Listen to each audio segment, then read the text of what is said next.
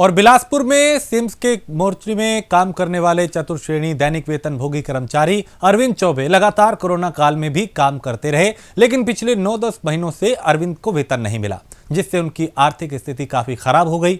यहां तक कि खाने तक के लाले पड़ गए। अरविंद ने अब शासन प्रशासन से न्याय की गुहार लगाई है, मदद की गुहार लगाई है।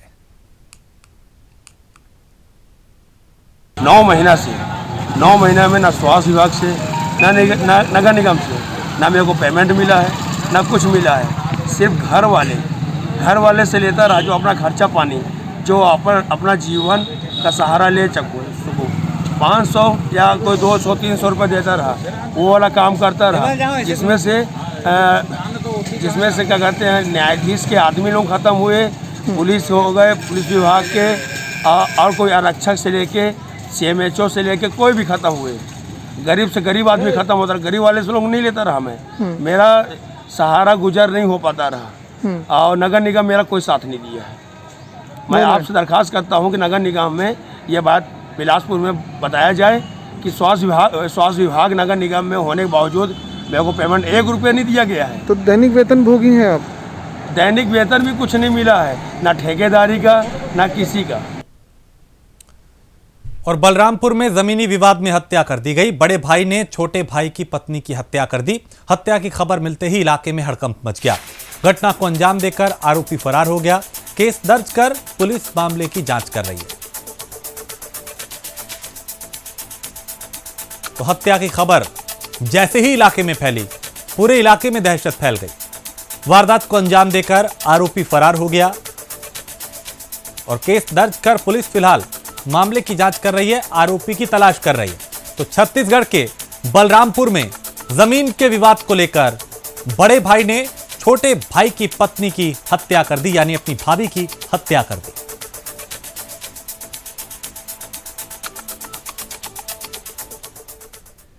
और कोरिया की चिरमिरी में बीजेपी मंडल की बैठक की गई, जिसमें किसान मोर्चा बीजेपी प्रदेश अध्यक्ष श्याम बिहारी जायसवाल ने पूरे कार्यकर्ताओं पदाधिकारियों के साथ एक बैठक ली। इस बैठक में किसानों के साथ धान खरीदी और बारदाना को लेकर जो दिक्कतें आ रही हैं उस पर चर्चा की गई।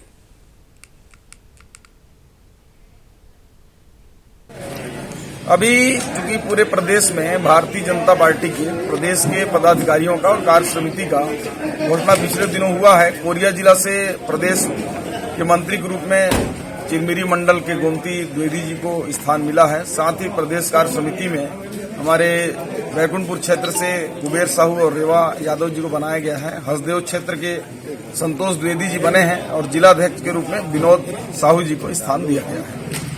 क्या ऐसा है इनसे, जो आप किसान मोर्चा के अध्यक्ष है, अपने क्षेत्र में किस प्रकार कार्य कर सकते हैं, क्या सोचे आप?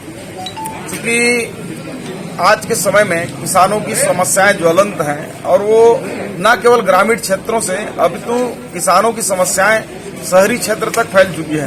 अगर गांव में किसानों को समस्या होगा, उनका उत्पादन नहीं होगा, तो निश्चित रूप से महंगाई का मार शहर वाले भी झेलेंगे और उसकी कमी को और क्राइसिस का वो शहर में भी होता है। गोमती द्विवेदी जी एक कृषक हैं, बंजारी डांड में इनकी एक बड़ा खेती का काम पीढ़ियों से होता है। डेयरी का भी काम इनके द्वारा किया जाता है।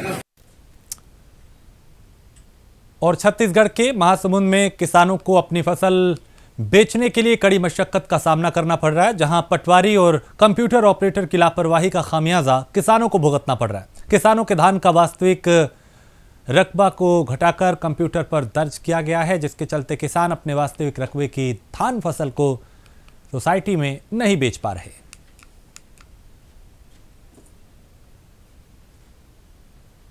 हमारा रकबा बिगड़ गया है सर। कैसे बिगड़ी? अब पता नहीं सर, यानी उसमें पंजीयन पूरा टोटल 227 है रकबा, उसमें 120 का पंजीयन हुआ है, बाकी कट गया है। आपने फसल कितना लगाया है? फसल पूरा यानी 5 एकड़ में से 5.5 एकड़ पूरा लगाए। किसके थ्रू, किसकी वजह से ये रकबा आपका कम हो गया? अब पता नहीं सर, यानी पटवारी बोलते हैं, हमारे तो कोई गलती नहीं है इसमें, पूरा धान दिखा रहा है गिदावरी में, लेकिन कंप्यूटर में 120 ही आया है। जल की सोसाइटी का जो कंप्यूटर है धान खरीदी केंद्र में, उसमें एक ही 20 बता रहे हैं। इसको लेकर कहाँ कहाँ शिकायत की आपने? पूरा यानी पटवारी के पास गए थे, तहसीलदार के पास गए थे, खाद्य विभाग में भी गए हैं। वो वहाँ जाओ बोलते हैं, लेकिन बन ही नहीं रहा है सर। कितने महीनों से घूम रहे हैं आप? हम करीबन 1 महीना हो गया सर। सर मेरे पिताजी के नाम से यहाँ 5-6 एकड़ ज़मीन है, जिसमें क्या हर साल मैं धान सभी रकबा में बेचता आ रहा था। उसके बाद इस साल सिर्फ 1 एकड़ यानी 1/44 उतने में ही धान बेच रहा हूँ। बाकी का पट्टा का ज़मीन रकबा काट दिया है। और वो मेरे पिताजी के ज़मीन है, 2 जगह आता है, एक बिरबिरा खार आता है, एक बांसकुड़ा खार आता है। जो बांसकुड़ा खार का धान बेचा हूँ और बिरबिरा का धान नहीं बिक रहा है। क्या समस्या आ रही है रकबा कट जाने से? ये तो सर हम लोग तो महीना दिन हो गया घूमते घूमते, तहसीलदार, पटवारी, RI, कलेक्टर, लेकिन कोई सुनाई नहीं आ रहा है कि उधर जाओ इधर जाओ, ऐसे बोलते हैं। अब क्या दिक्कत होगी यदि नहीं रकबा बढ़ा तो? अब नहीं रकबा बढ़ेगा तो क्या करेंगे सर? हमारे तो आधा में बिकेगा, आधा में बिक रहा है और क्या करेंगे। और इसी के साथ इस बुलेटिन में फिलहाल इतना ही। देश प्रदेश की बाकी खबरों के लिए आप देखते रहिए प्राइम न्यूज।